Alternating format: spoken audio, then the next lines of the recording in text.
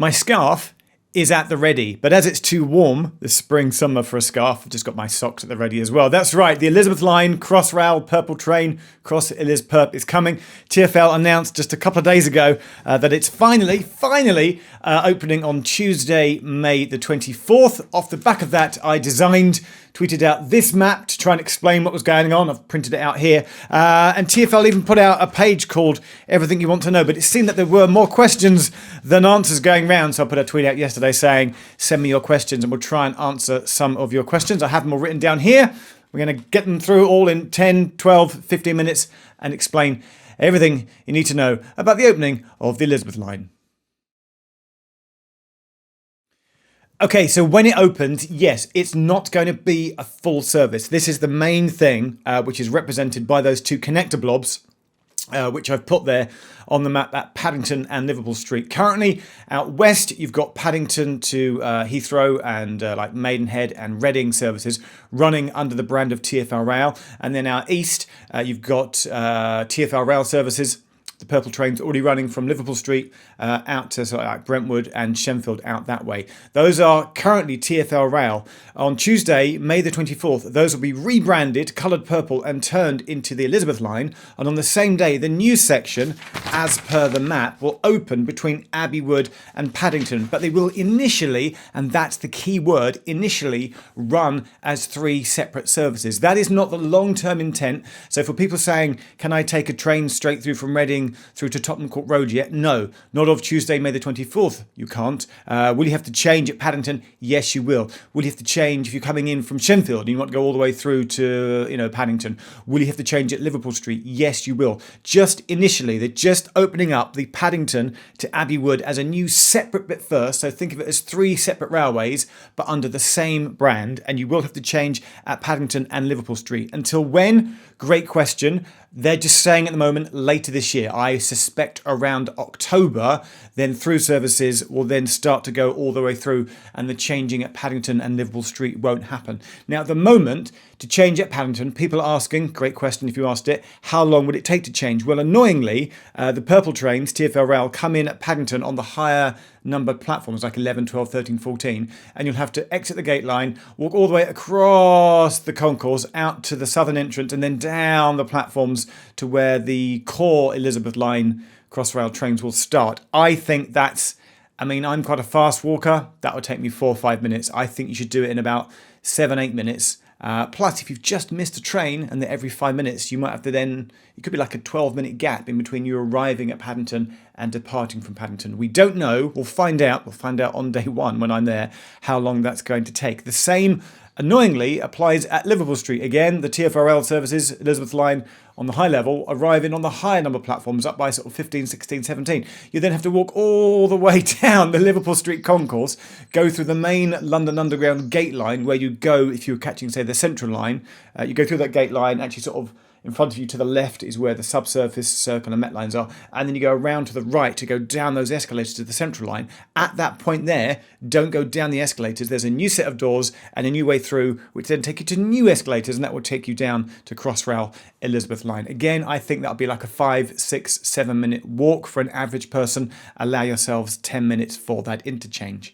I mentioned there, oh, and when will that not be? Yeah, October. Around the same time that Bond Street, again, as per the map, Bond Street is not opening on day one. On May the 24th, Abbeywood will be open, Woolwich Custom House, Canary Wharf, Whitechapel, Liverpool Street, Farringdon, Tottenham Court Road, not Bond Street, and then Paddington. So you'll only be able to do 9 out of the 10 new stations. So later this year, I think around October, November, Bond Street will open and then all the services will be joined up and you can get straight through trains. Until then, you will have to change. Also, an intriguing caveat is that services are only running between 6:30 in the morning and 11 p.m. at night. Again, that's just an initial thing. That won't always be the case. I would in future, maybe later this year, expect services to run from 5 something in the morning up to around midnight, maybe half midnight, in keeping with, say, what the London Overground runs or tube trains do. But they're giving themselves an hour in the morning and an hour at the end, just a little bit of time, just to like allow things to bed in, get over any technical hitches, etc., which is the same reason why they're not going to be running on Sundays. Just initially, it's going to be just a Monday to Saturday service. They'll have Sundays off. You won't be able to ride it on a Sunday. They're using that day to further like bed in the trains and the software and just iron out all the little kinks and glitches that may still exist. The caveat to that is the Queen's Jubilee weekend, which is sometime in June. There will be a service between 8 a.m. and 10 p.m. That's going to be like a mega busy, crazy day. Loads of stuff going on for the Queen when that. And did I say Jubilee or did I say Platinum? Platinum Jubilee. That's the one. That's Sunday the 5th of June. That's the only Sunday this summer that Elizabeth Line will be running on the Sunday. Again, come October, November, I suspect later this year, that will then open up fully and then complete full through services to everywhere will be actually in what they're saying is May 2023 of next year, because I think when through trains from Shenfield go through Liverpool Street, they'll still only go as far as Paddington, but you will be able to get like a Reading to Abbey Wood service, and Shenfield through to say Reading or Shenfield through to say Heathrow won't happen until next year. Think of it as 3 separate railways for the time being, but it won't always be that way. I mentioned there the Queen, bless her. I really hope she's there. This is pure speculation, utter speculation. I can only assume, this is the gossip amongst all of us, that the reason why they're opening it on a Tuesday, it's like, why Tuesday? Why not on Monday? I think there will be, I really hope there will be, it'll be amazing, a royal opening of some description, certainly some kind of high-level dignitaries, I'm sure. Grant Shapps will come out and Sadiq Khan will come out. There'll be all the high-level, all the bigwigs come for like an official ribbon-cutting opening ceremony. Speculating, I suspect that will happen on Monday the 23rd. Very similar to how they opened the London Underground back in 1863. Get your dates right, Jeff, otherwise YouTube will flame you in the comments. I'm fairly sure. It's a great pub quiz question. What day did the Tube open? January 1863. But I think on the 9th of January 1863 was like the dignitaries and the sort of the ribbon cutting, and then on the 10th of January 1863 is when the public were first allowed to ride it, in public service, in revenue service. Similar thing, I suspect, happening here. Monday, official opening. Tuesday, everybody else gets to ride it. Right. 6 hours, time for change, yeah, blah, blah, blah, blah. Fares. Oh, great. Let me grab my phone. Just grabbing my phone, it's messaging my friend Mike. I will link to his, as ever, thanks Mike, his excellent website, Oyster Fares, down in the description. People asking, can I use a travel card? Will I have to have a paper ticket? Do I need a special ticket? Will there be special fares? No, it's a TfL service. Essentially, you can just rock up. If you buy a travel card for London, use that. If you have a paper ticket, use that. I did a tweet this week about using an All Lines Rail Rover service because it's not part of the Underground. It is part of National Rail. You therefore can buy an All Lines Rover and use that ticket if you want. But essentially, just turn up as you would with your Oyster card or with your travel card or with your bank contactless card, and you just tap in to the yellow Oyster pads exactly as you did before, and you just get charged whatever zones you travel in. It will appear on the Tube map. All the stations will just be in TfL Oyster fare zones as per normal. There are 2 teeny exceptions to that. Oh, some people say, will Freedom Passes work? Yes, across the whole line. Freedom Pass holders, you're good to go. Free travel on the Elizabeth line. If you're a 60 plus holder, you can use that, Mike says, but only as far out, where is it, as West Drayton, not beyond West Drayton. There's also another, it's always a caveat, like a little starred exception. East of Stratford, he says, will be the Anglia rates, which are higher off-peak. Yeah, basically when, but this applies anyway to like the overground lines out of Liverpool Street up to Cheshire and Enfield are at a slightly higher rate than overground fares elsewhere. It's the same for Elizabeth Line fares, as it already is on TfL Rail out of Liverpool Street, going up through Brentwood and Gidea Park that way. Off-peak fares are slightly higher.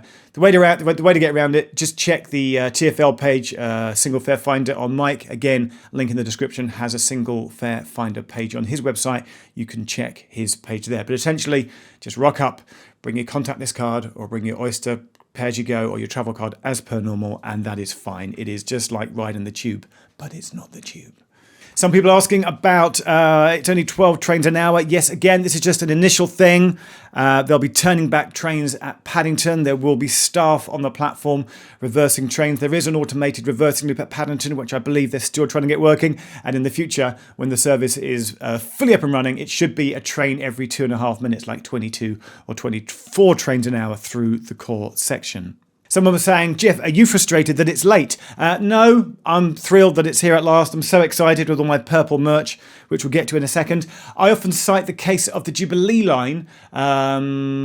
It's very similar in some ways. Crossrail was going to be called Crossrail. Now they've renamed it the Elizabeth line. The Jubilee line, of course, originally called the Fleet line, and then it got renamed to the Jubilee line, was meant to open in 1977, opened up late in 1979. Not many people remember that now. I guarantee in years to come, nobody remember that the Elizabeth line opened 4 years late, 3.5 years.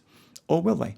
Are there plans for a night Crossrail, someone says? Not as far as I know. No, there will be no night trains through Crossrail, unless TfL have plans for otherwise. But initially, no.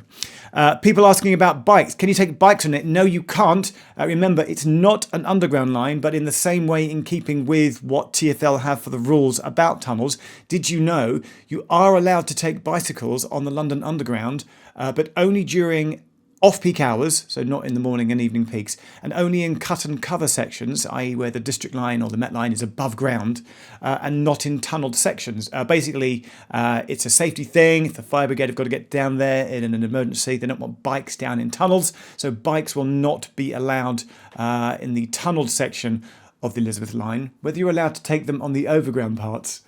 Oh. TfL have a bike map on their website. TfL, you're going to update that bike map, aren't you? Yeah. Anyway, can you take a bike in the tunnel? No. Automatic door opening. As far as I'm aware, yes. The doors, the platform edge doors, or the platform screen doors, as they're known in the central core section. So on the central core section, underground, on the underground bits where those doors are, the doors on the trains and the platform screen doors will open automatically. Are the stations, asked someone, on the east and west branches, National Rail stations or TfL stations? Great question, great question. Like Reading, for example, is managed by Network Rail. A couple, I want to say Maidenhead and Slough, maybe Twyford, are managed by GWR. The others are managed by TfL. You'll know the more TfL signage and the more purple a station is, you'll know it's managed by TfL. The more green you see, the more managed it is by GWR. That's the way to know. Here's a great question, which I don't know the answer to, but I know that there are people watching that are going to know the answer to this question. Hi, do you work for Crossrail? Are you a driver on a Class 3, 4, 5 train? The question is are the drivers on Crossrail able to do all the route options, or are they limited to particular parts of the line? That is a brilliant question, and I don't know the answer. If there's any drivers, hello, watching right now, please type the answer down into the comments. Are you route trained across the whole thing, or are you only allowed to drive one section? And in time as well, obviously people next week after, will only be driving Abbey Wood to Paddington. But if you're a driver on Abbey Wood Paddington, will you also one day be allowed to drive to Reading and up to Shenfield? What is your route knowledge? Thank you very much. And then finally, and then I get to my plugs, charging points, pin plugs, USB at every seat, Wi-Fi. I believe there's Wi-Fi. I've never tested it. Annoyingly, the Bombardier trains, now Alstom of course, Class 3, 4, 5, because they're 4 years old now, these were the first generation of the trains. And if you get the 710s, the London Overground variant of them, they've got USB-A charging points. The Class 3, 4, 5 Crossrail trains don't have that. I would like to think maybe in a few years' time, they'd send one back, one unit at a time, to go and retrospectively get USB or, power sockets installed so that you can charge your devices as you go. That is it. Those are the main questions, apart from the last one that says, how many Jeff Cross Liz Perp, great line, videos can we expect? The answer is 11. 1 on the opening day. Where will I be on the opening day? Great question. I put a tweet out yesterday saying, do you want to go to Paddington or do you want to go to Abbey Wood? There's some speculation. It's not confirmed. The first train from Paddington will be at 6:33 going east, but the first train from Abbey Wood going west is at 6:30. Technically, do you want to be at Abbey Wood to be on the first ever train? But the one from Paddington will enter the core section and go underground first. If that's the main bit, if that's the exciting bit, the one leaving Paddington will get there first. So they'll actually cross at Whitechapel at about 6:45, 6:46, I believe. I'm going to set my alarm for 5 a.m, get up, toss a coin, head to Paddington, tails it's Abbey Wood, I think is what I'll do. So there will be, 10 videos. It's going to be amazing. I've invited you know, like my friend Carl now from Manchester, people that have been in Jeff videos are all going to come down. Jen on the Move's coming down. It's going to be great. It'll be like a party. We'll party like it's 1999. We'll sing Prince songs. We'll sing Purple Train on the platform of Paddington Station, no doubt, and have a lot of people wondering what the heck we're doing. Before I go, I do need to mention, I'll put a link on screen and in the description. My friend Dan has got all the purple merch going, so you get your Purple Train t-shirts. There's a whole bunch of variant t-shirts which he's made, which you can buy. I'm wearing one right now, for example. There's just one there that says Purple Train. Link in the description to that. I also have a Ko-fi page. Thank you, as always, humbly thank you for your support and for your clicking. And if you want to tip me like a couple of quid to buy a tea or a coffee to help me on my way on my travels, there is also a link to my Ko-fi page in the description also. That is it. Thank you. I'm very excited. We'll see you maybe on board the Purple Train on Tuesday, May the 24th. Thanks. Bye.